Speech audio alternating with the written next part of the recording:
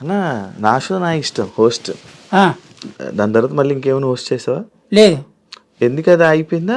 తెలీదు, ఇంతవరకు నేను క్వశ్చన్ చేయలేదు ఆ విషయంలో.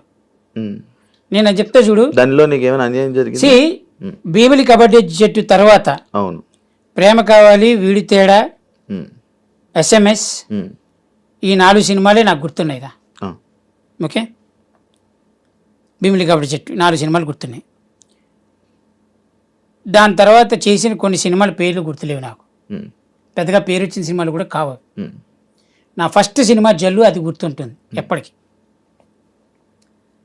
అయితే దాని తర్వాత నేను జనాల్లోకి ఎలా వెళ్ళాను అంటే because of Mallemala. I respect Mallemala any time. ఎందుకంటే చంటి అనేవాడు జనాల్లోకి తీసుకెళ్ళింది మల్లెమాల. చంటి అనేవాడిని యాంకర్ చేసింది మల్లెమాల. చంటి అనేవాడు బైక్ మించి కార్కి వచ్చి, కారు నుంచి ఒక ఇల్లు కొనుక్కొని ఇంటి నుంచి పెళ్లి చేసుకొని హ్యాపీగా బతుకుతున్నాడు బికాస్ ఆఫ్ మల్లెమాల. చంటికి కోపం వచ్చి జబర్దస్త్ మానేసి మళ్ళీ జబర్దస్త్లోకి ఎంట్రీ ఇచ్చినా నో అని చెప్పు, రా ఎన్నిసార్లు రా అని నమ్మింది మల్లెమాల. మరి ఇప్పుడు లేదేంటనా చెప్తా. ఇవన్నిటికీ Mallemala, I thanks you Mallemala. కానీ కొంతమంది కొన్ని కారణాల వల్ల, కొన్ని అద్భుతమైన విషయాల వల్ల, మరి వాళ్ళకి ఏం చెప్పారో నాకు తెలియదు. ఓకే, వాళ్ళు అది చెప్పడం వల్ల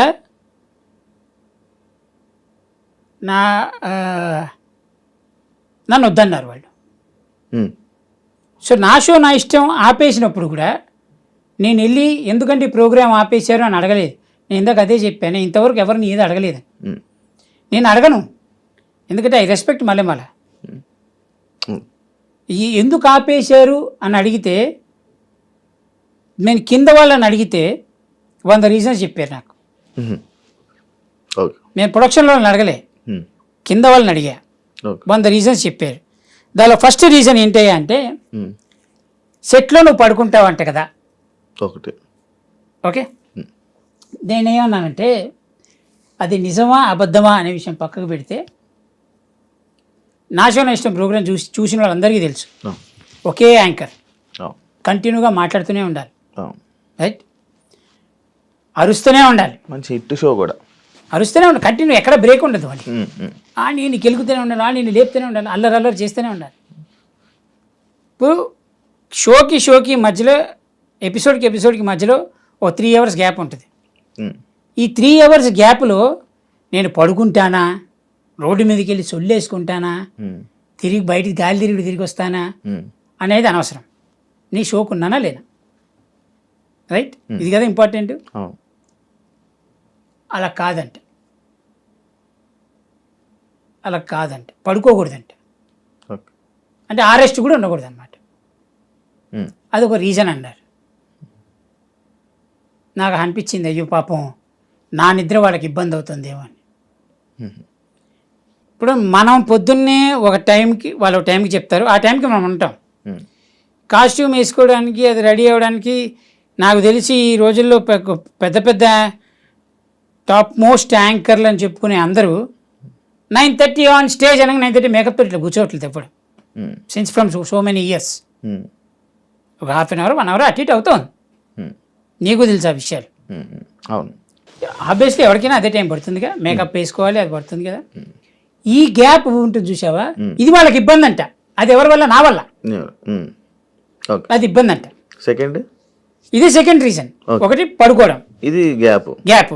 మూడవది, నా షో నా ఇష్టంలో ఇప్పుడు రివీల్ చేస్తా నీకు, కింద ఆర్టిస్టులు వాళ్ళందరూ ఆడియన్స్ కూర్చుంటారు కదా, వాళ్ళకి క్వశ్చన్స్ చెప్తారు. అవును, ఈ క్వశ్చన్స్ ఎవరు చెప్పాలి, వాళ్ళు రైటర్స్ చెప్పాలి. వాడు లేట్ చేస్తే నాదే తప్పు లేదు, వాడు నేర్చుకుంటాడు, ఒకడు నేర్చుకోడు.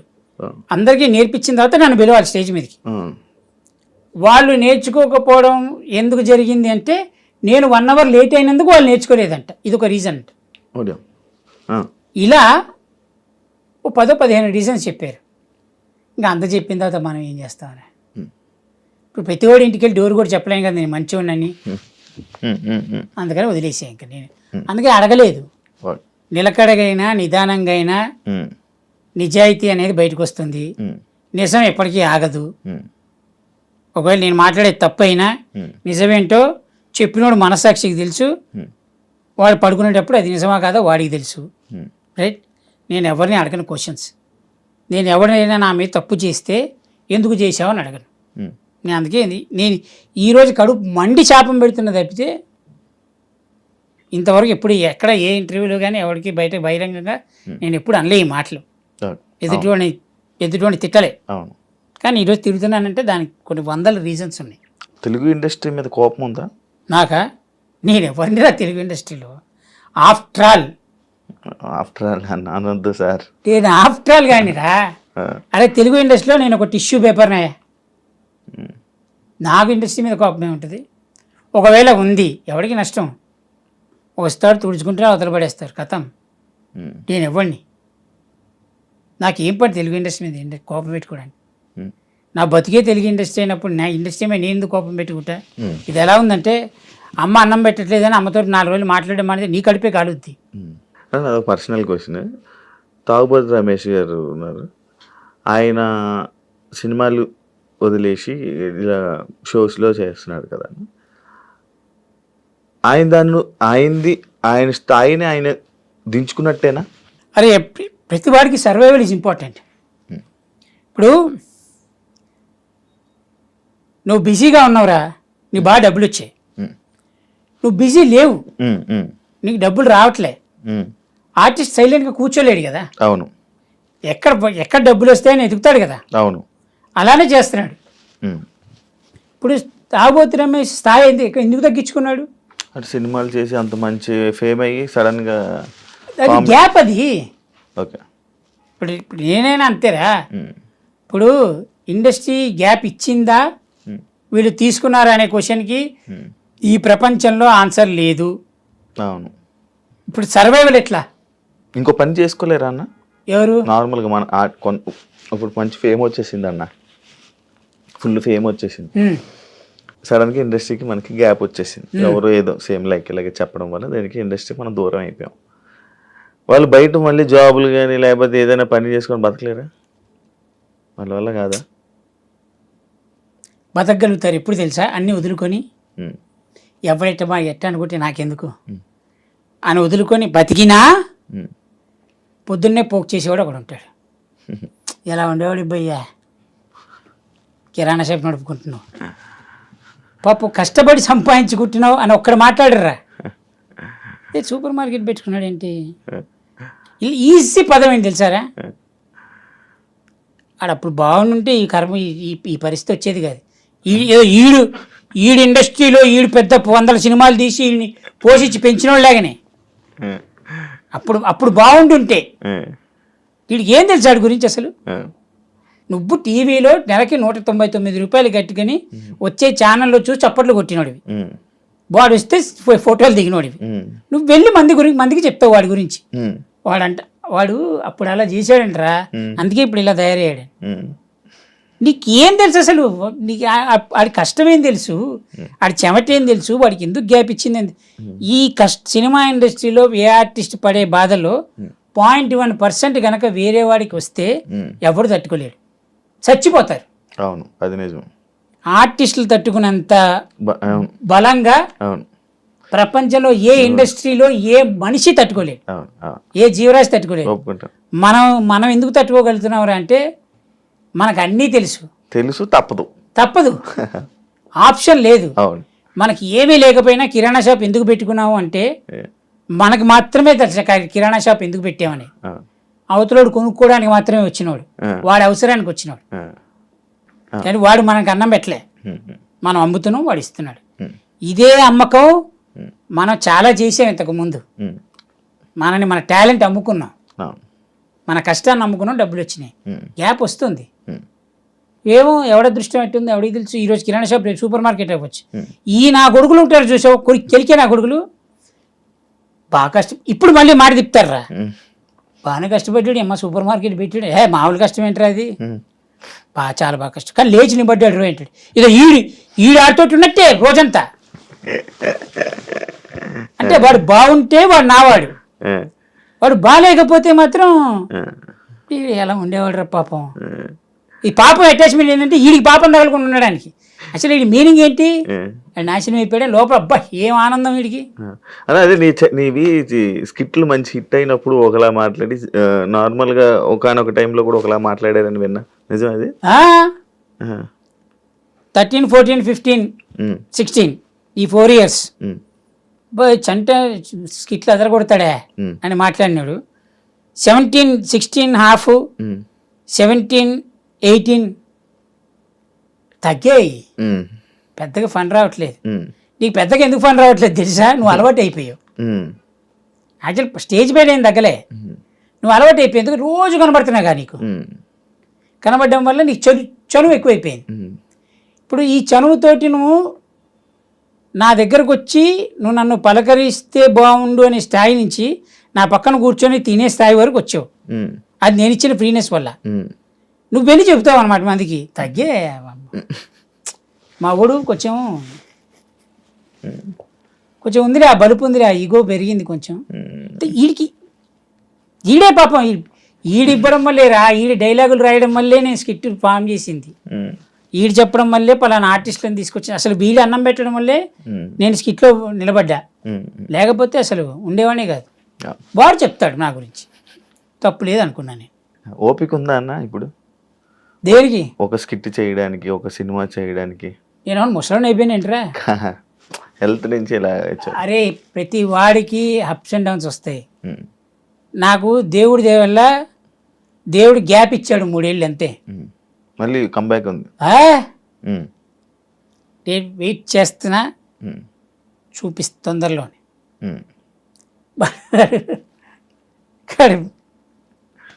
కొడంగల్ శేఖర్ చెప్పాడు చూడు, నా ఫోకస్ మొత్తం కెరియర్ మీద ఉంది రా బాయ్ అని. కొద్ది రోజులాగా నేను ఇంటో చూపిస్తా అంటే. ఏమైనా ఉన్నాయి ప్లాన్స్? ఫ్యూచర్లో ఏమైనా ప్లాన్స్ ఉన్నాయా? చాలా ఉన్నాయి. ఎన్ని కేజీలు తగ్గిపోయావన్నా? తెలియదు, అది చూసుకోవాలి. అప్పుడు బాగుండేవాడిని కదా, ఇప్పుడు బాగానే ఉన్నా. ఎనర్జీ లేదు అన్న. అది నేను అదే అంటున్నా. ఇవన్నీ విని విని ఓపిక నశించిందా?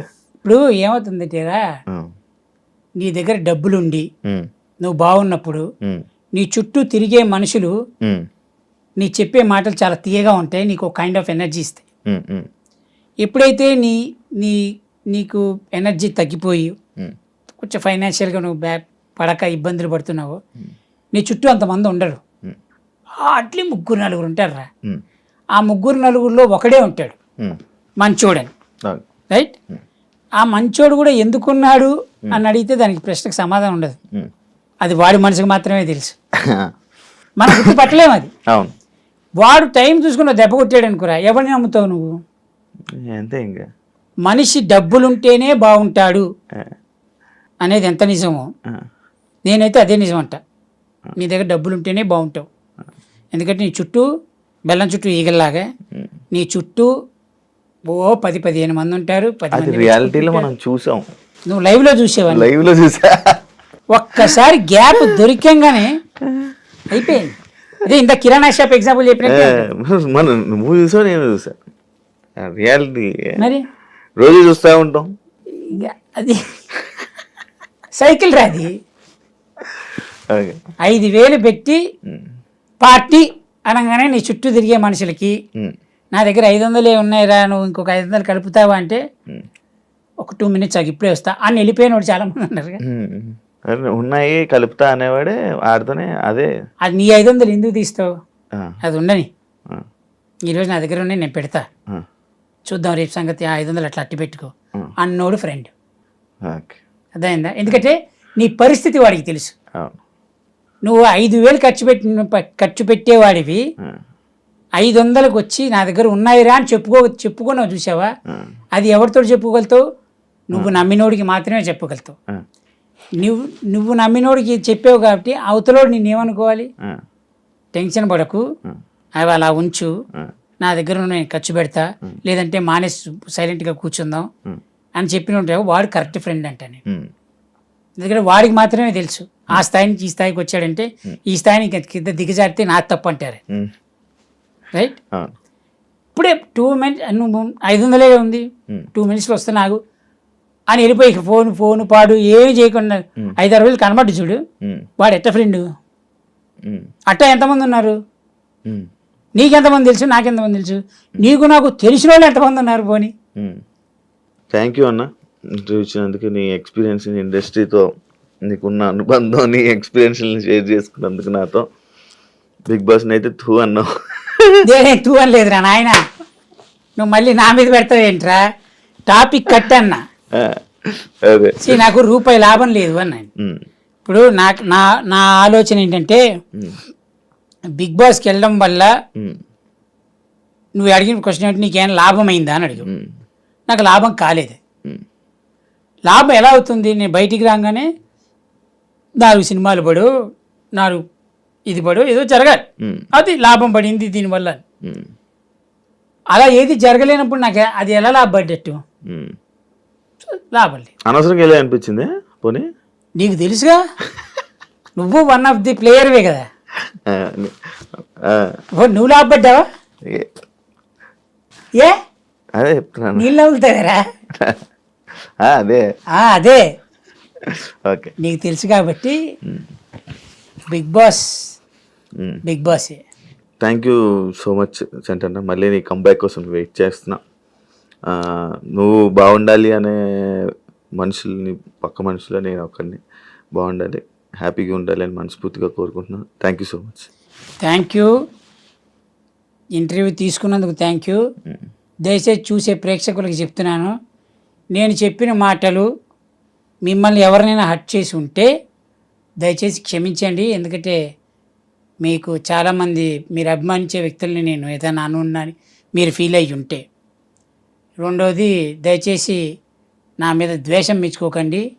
ఎందుకంటే నా కడుపు నొప్పి నాకు మాత్రమే తెలుసు. మీరు నా బూట్లలో మీ కాళ్ళు లేవు, మీ బూట్లలో నా కాళ్ళు లేవు. కాబట్టి దయచేసి అర్థం చేసుకోండి. ఒకవేళ లేదు నువ్వెవడిరా అనుకుంటే, ఇక భగవంతుడు ఇచ్చిన కీబోర్డ్ మీ చేతిలో ఉంది, రాసుకోండి, ఏం రాసుకుంటారు. అలవాటు అయిపోయింది, రాసుకోండి. చూసారు కదా ఇంటర్వ్యూ. ఇంకొక ఇంటర్వ్యూతో మళ్ళీ మేము ముందుకు వస్తా. అంతవరకు